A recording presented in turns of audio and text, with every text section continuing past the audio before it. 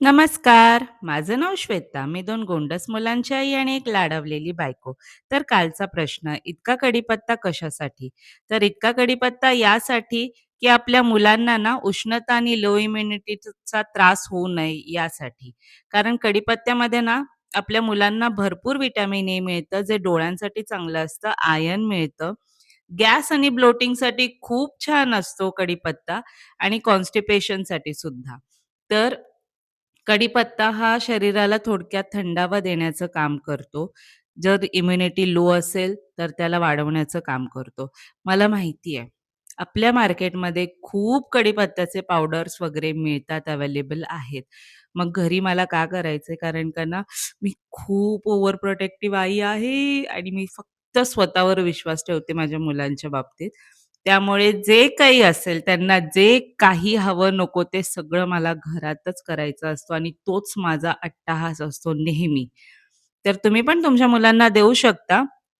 रोज कढीपत्त्याची पानं ना 2-3 पानं टाकायची. पण ना मला ते आवडत नाही, जे तुम्ही फोडणीमध्ये टाकता. कारण का ते आफ्टर ऑल ते साइडलाच निघतं.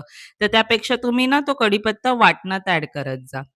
तर इथे मी मुलांचं उठणं चोरलंय अंघोळीचं उरलेलं सकाळी आणि ते मी स्वतःला पॅम्पर करायला लावतीये. मला स्किन केअर खूप आवडतं करायला स्वतःला आणि हे जे आहे, हे मी साबणाऐवजी मुलांना वापरते. ही ओट्सची पावडर आहे. त्यामध्ये हळद आणि बदाम अशा बऱ्याच गोष्टी आहेत.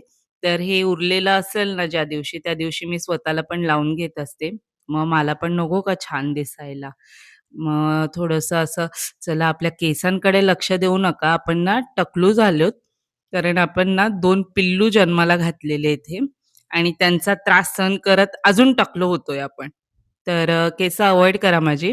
तिकडे बघू नका. बाकी मी छान-छान अजून इन्फॉर्मेशन देणार आहे तुम्हाला भविष्यात. त्याकडे तुम्ही लक्ष द्या जास्त. ही बाकीची कामं काय प्रत्येक गृहिणीला रोजचीच आहेत. तिला ते काही टाळू शकत नाही आणि आपण अशाच सुंदर अजून गोष्टींची माहिती घेण्यासाठी रोज भेटणार आहोत. त्यामुळे तुम्ही रोज व्हिडिओज बघत जा. त्यातून काही ना काही तुम्हाला उपयोगी मिळेल हीच माझी अपेक्षा. Thank bye.